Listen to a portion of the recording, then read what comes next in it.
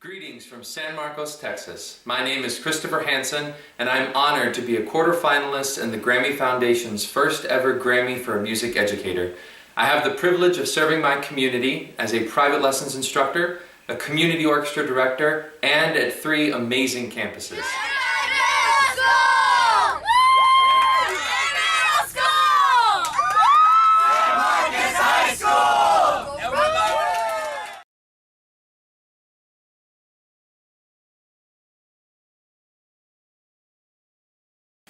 In my classroom, I have a lot of kind of cliche sayings that I share with my students quite often.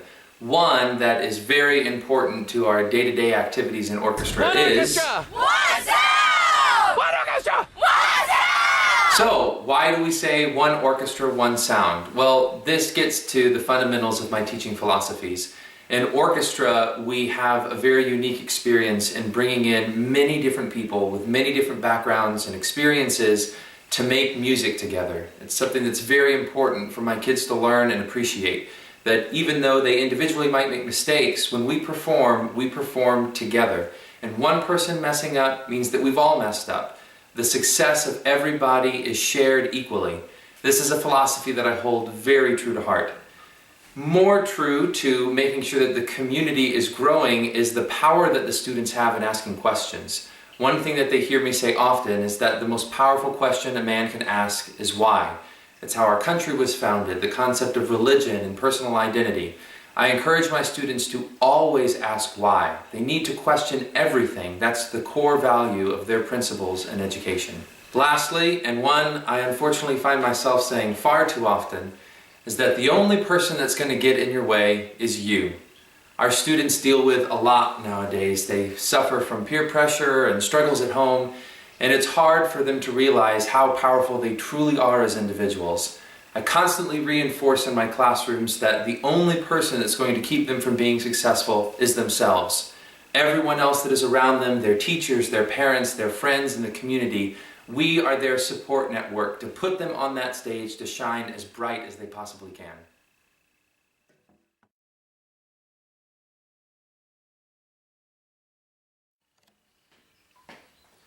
My proudest moment as a public school teacher thus far had to have been the first full rehearsal for my students to perform their Christmas concert this past season. When I came to San Marcos for graduate school, I was faced with a very harsh reality that there was not a strings program in the public schools. In fact, there had not been a public school orchestra program in San Marcos since 1957. I was humbled by the amount of activity and support that already existed in the community without having a public school strings program. I decided to work with some incredible people that had been fighting for the program for many years, and I carried that torch to school board meetings, into community venues, established a community orchestra to just help synergize all of the string activity that already existed in the community. Needless to say, our efforts were not fruitless. We had a unanimous vote by the school board just 2 years ago to reestablish the strings program, and I had the privilege to be one of the first orchestra directors in the city. I started last January. When I came in, the program was very small. It was only at one campus, only for 6th to 8th grade, and in its second year, which would be this year, I was able to expand the program into both the middle schools independently and the high school. Well, we had about 46 students register for orchestra from 18 in the first year, so definitely an exponential growth. But because we split it across the 3 campuses, the students didn't really appreciate how much they had accomplished. They went from a classroom of about 18 to suddenly classrooms of about 6 to 12. And so the growth was not as evident as I think a lot of supporters wanted it to be for our students. When we decided to do a Christmas concert, we decided to combine all of the students from across the district, and it was an incredible experience to have the students realize that they were part of such a bigger program and such an incredible thing that was building in the community. It really brought a lot of emotions to me, and that first rehearsal, standing on the podium and seeing these students that I interacted with every day independently come together in one room and play the same pieces, make music together, I could see in their eyes this immense sense of pride and appreciation, and it had to have definitely been one of my proudest moments thus far.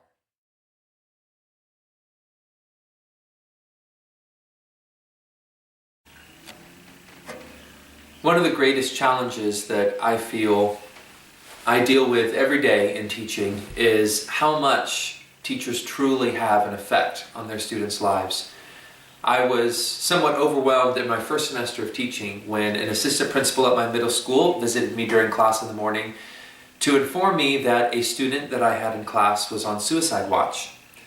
I took that responsibility into the classroom and decided to look out for the student, make sure that nothing was happening out of the ordinary, try to give them the appropriate amount of attention to let them know that I cared and that everything was going to be okay. But in doing so, I realized that there were some fresh scars on the student and had to report it to one of the counselors. Come to find out, the student had been cutting themselves and suffering from very severe depression.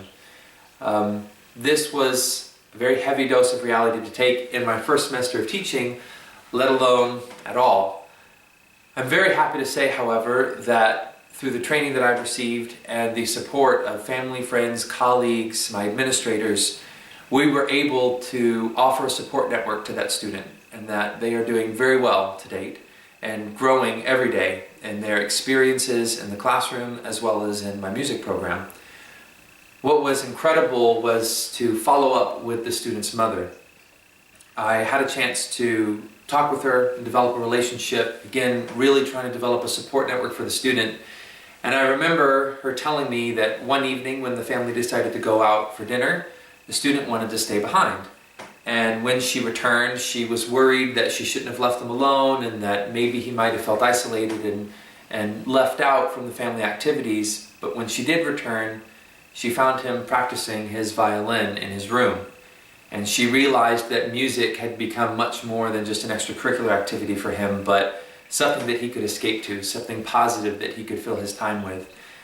Realizing that teachers in general, let alone music teachers, have this immense responsibility to not only educate our students, but support them in all of their struggles and everything that they have to deal with on a daily basis, is a sincere challenge for every individual that takes up the creed of a teacher.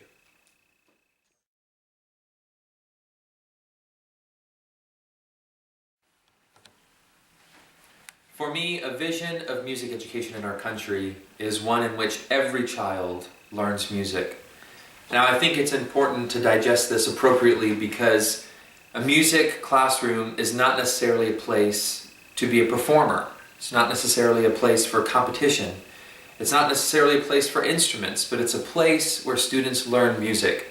On the first day of class, all of my students are told that this is a music classroom. You have made a conscious decision to express yourself musically with a string instrument by joining orchestra, but it is first and foremost a music classroom where we will learn music.